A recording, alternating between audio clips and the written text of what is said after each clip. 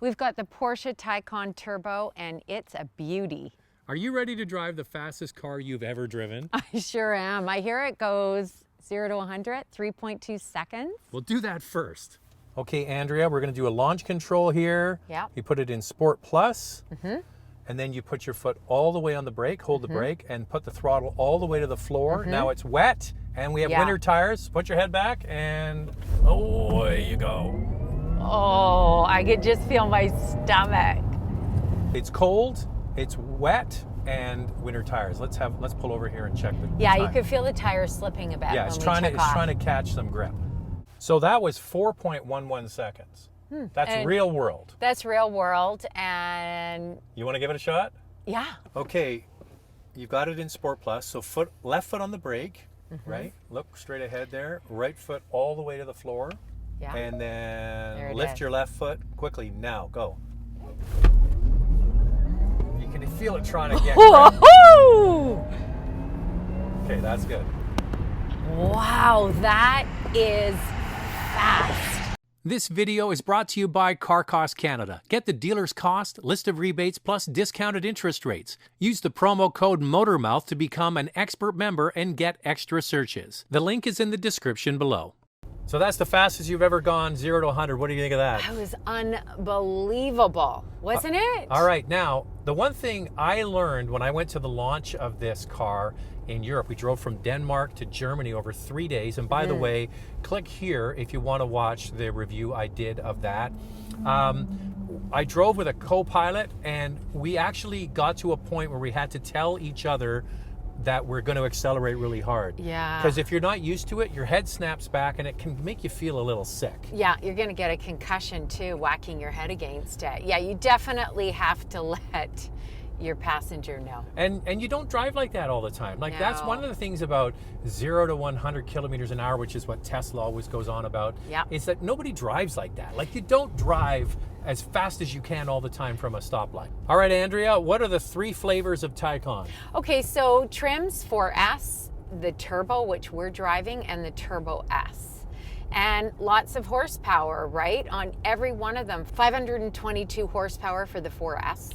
This one we're driving has 670 horsepower, and the Turbo S has? 750. Yeah. I mean, that's a beast. The thing is, the Turbo and the Turbo S, the Turbo S has a larger front electric motor, so we should probably get into how this works. There's an electric motor at the front, there's another one at the back, and at the back there's also a 2-speed automatic, which is not common or done by anybody else for electric cars. No, and you can feel it shift. In certain instances, not all the time, but when I have it in Sport Plus, I can really feel it. It's like a punch. Yeah. And they do that to get, obviously fantastic launch and then better efficiency at higher speeds. And I've always wondered why there's no transmissions in electric cars. It's a direct drive.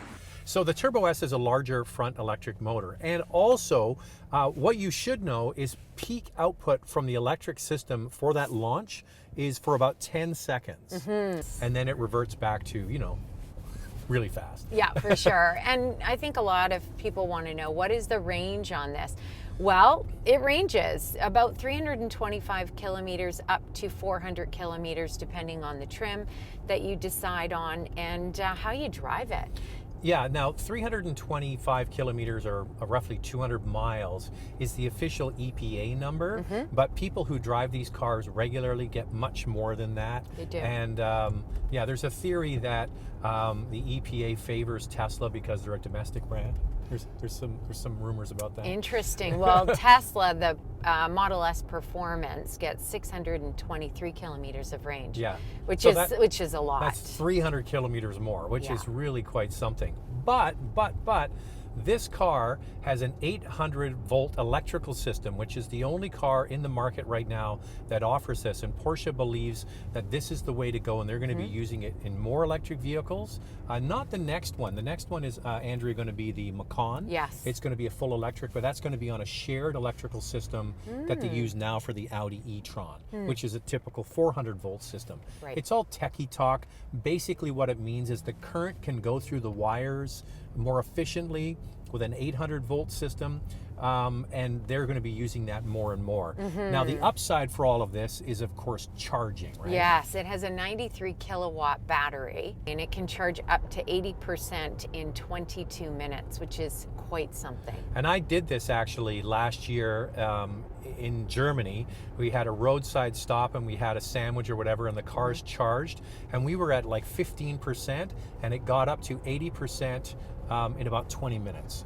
Now that needs to be on one of the high capacity DC fast chargers, and that is part of the Electrify America program and Electrify Canada here, and they're mostly along major highways. So most people are gonna, well, they're gonna have to put in a 240 volt charger either in their office or at home. And or both. And if you plug it in at night before you go to bed and you wake up in the morning, how long does that take? 10.5 hours. Yeah, if you're going on a road trip, you've really got to plan out where you're going. Like you said, stop for a break and figure out how long it's going to take you to get there. Now, here's an interesting stat. That fast charger, the super fast DC fast charger, will give you 100 kilometers of range in this Taycan in 5 minutes. So if you just want to do a splash and go, like literally go for a pee and come back 5 minutes later, you got 100 kilometers of range, and that's impressive. Yes. Yeah, but there's competition for this. Let's check that out. For your consideration, 4 categories and 4 vehicles for you to consider. Our first category is main competitor, which is pretty obvious, the Tesla Model S. It comes in at $102,000 and has 647 kilometers of range. Now, the plug-in hybrid alternative is the Porsche Panamera Turbo SE Hybrid.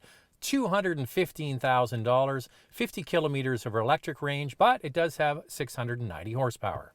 Electric car to keep an eye out for, Lucid Air. It's about $77,400 US. The range, 653 kilometers and 480 horsepower. And the SUV alternative is another obvious one. It's the Tesla Model X. Basically $113,000 in the Canadian market. Ranges from 534 to 778 horsepower with 597 kilometers of range. So there's 4 vehicles for your consideration. I want to talk about design. The exterior of this Porsche is just gorgeous. It kind of looks like a 911 and a Panamera all wrapped up in one package. It's got all of the Porsche design cues. It's got the fenders that you see when you're sitting here looking out over the front, the very low hood. It's got that beautiful back end with the curvy hips like you get with a 911. That LED strip across the back. It's all the there. Roof line. And that's the one thing that Porsche has in its favor. It has so much history to pull from and so much DNA that they can bake into the design, but it looks thoroughly futuristic at the same time. It does. I think it looks better than the Model S, but that's just my opinion. Now let's shift to the design. inside, because this is the one area where I believe Tesla really falls short, is interior fit and finish. And this is right where you would expect a Porsche to be, right? It has a 16.8-inch curved driver display, which is so sharp. On either side, it has touch-sensitive buttons.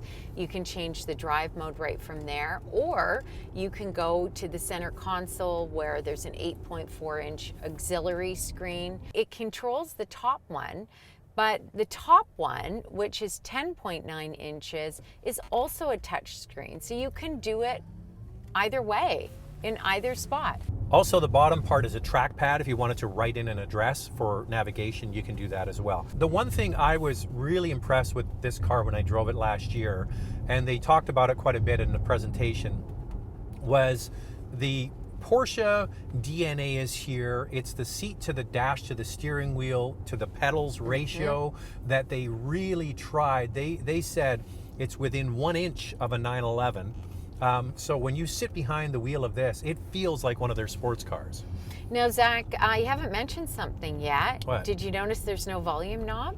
Yeah, that is, I mean, I am actually a bit disappointed that there's no hard keys for some things. Right. Like, I would wish there were some buttons. There's no volume knob. And what do you think of that shifter? The shifter doesn't actually bother me. It's the placement of the shifter. It would be better if it was down at the center console. It's a little bit awkward to use, And but it's hidden behind the steering wheel. it's hidden behind the steering wheel, and occasionally I've hit the window wipers trying to reach it. But I guess the center console was more important to have the two cup holders. Yeah. I don't know. Yeah, way more important, because now it's time for coffee. Time now for questions, coffee, and cars. Your questions from Instagram. Is it true that electric vehicles are brutal on tire, brakes, and suspension parts? Actually, no, not true. They are very low maintenance. And Tesla CEO Elon Musk actually says that the brake pads probably won't need to be changed in the whole lifetime of the vehicle. What's lifetime, though? Well, he says up to 10 years. There you go. That's how long he thinks a Tesla will last. 90% of the braking with this Taycan is done through regenerative braking, the electric motors. So very little brake dust, brake pads hardly ever. In fact, with the ceramic brakes on the Turbo S, same thing, lifetime. Any idea how much range you will lose in minus temperatures? Well, cold definitely affects the range for sure. But Zach was saying something about preconditioning the cabin. Yeah, when you plug the car in overnight, it preconditions the battery for cold weather, preconditions the cabin and heats it up. So that's going to help. But yes, cold affects batteries. Yes, and they were saying that it could affect up to 40%. Does it feel like driving a sports car without the engine? How is that exciting? Well, it's amazing. I have never been in anything this fast in my life. And yes, there's no sound, but it's that power and how fast you accelerate that is so exciting. It's a Porsche with just an electric motor. It's amazing. And motors. Comparing this to the Model S, do you feel the extra price of the Porsche is worth the money? Depends on if it's our money or your money. If it's your money, oh yeah, for sure, it's worth the extra money. Yeah, but it is a Porsche. You're paying for the prestige. Is the Turbo S noticeably more powerful than the Turbo? Zach can answer that because he was at the launch and he drove both.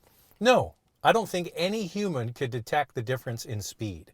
And it really is only under launch acceleration that the Turbo S is faster. For everyday situations, there's zero difference. So there you go, another question, coffee, and cars. If you want to get a question in, you have to follow Andrea on Instagram. It's motormouth_Andrea, and get your questions in every week. And there it is. There's the music. It's time for Nightlife.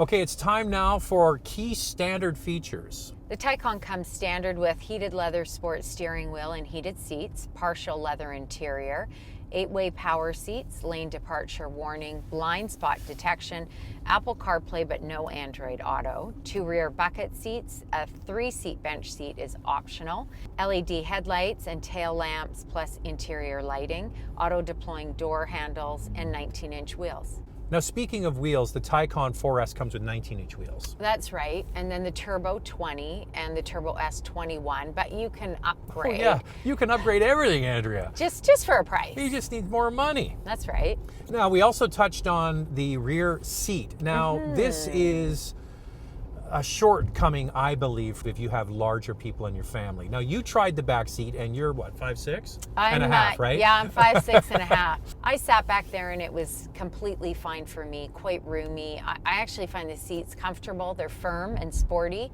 but overall, really quite nice. Someone who is over 6 feet is not going to enjoy the comfort back there. Well, I'm 6 feet and I fit back there no problem, and I'm quite comfortable. It's the getting in and out that I find tricky. So what they did was they actually hollowed out a section of the battery pack, and they call it the foot garage, where you put your feet underneath the front seats. It's sliding your feet in there as you get in. It's a bit of a contortion, and the room between this B-pillar and where the back seat is quite narrow. So it's not ideal, and that's one area, another area that the Tesla Model S beats this car. Yeah. And much more storage too, right? So this has Cargo. 2 trunks. Yeah, this has 2 trunks, but the Tesla Model S is just bigger. The only thing is, if you want it to be a 5-passenger car, you can get a 3-seat bench seat, which is $550, which isn't terrible. No. And the other thing is this big pano roof that doesn't open. It's a fixed roof. We saw that with the Cayenne Coupe. This is not outrageously expensive as a standalone feature. It's like $1,700, right? $1,700. So the premium package is over $8,000, which you get this nice roof. And then the performance package is over $7,000. This vehicle has both, the one that we're testing.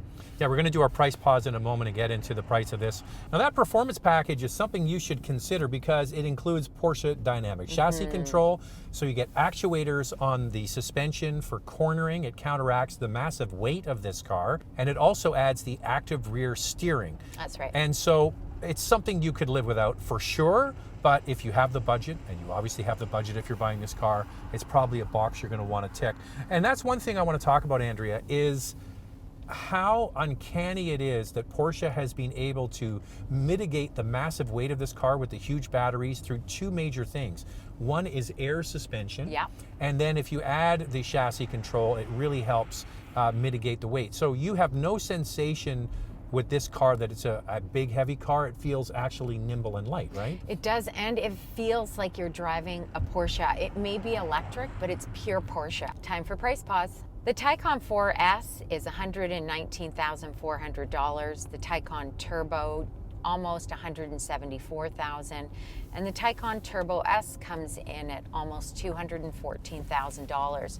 Price as tested on the model we're driving is almost $192,000, which includes the performance and premium packages. The Porsche Taycan price covers 3 years of charging in Canada.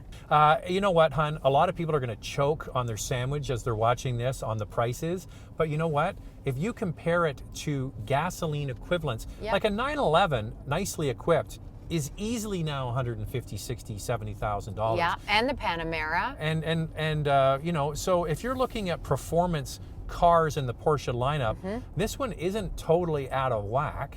My question, and that's the big question mark for me, is what's the resale value going to be like on these? Like when this car is 4 or 5 years old, with a 911, it's a guarantee. You know that it's going to be worth a good chunk of the money at the end. Is that going to be the same with this? Well, you always say EVs, not so much. Yeah, because there's always a newer, better, faster charging, more range car behind it. How did Porsche do it? They created an electric vehicle, but it feels like a Porsche. When you get behind the wheel of this, Andrea, you feel, if you've ever owned a Porsche or driven one, like you're at home. Very quickly you become familiar and it becomes second nature. It just feels good. It's expensive, but it's exclusive, and what a great experience. And this is just the first full electric from Porsche. Next up is going to be the Porsche Macan full electric, and it's probably going to be pretty soon on a different system than this, but still a lot of fun. Can't wait for that. This video is brought to you by Car Cost Canada. Get the dealer's cost, list of rebates, plus discounted interest rates. Use the promo code MOTORMOUTH to become an expert member and get extra searches. The link is in the description below.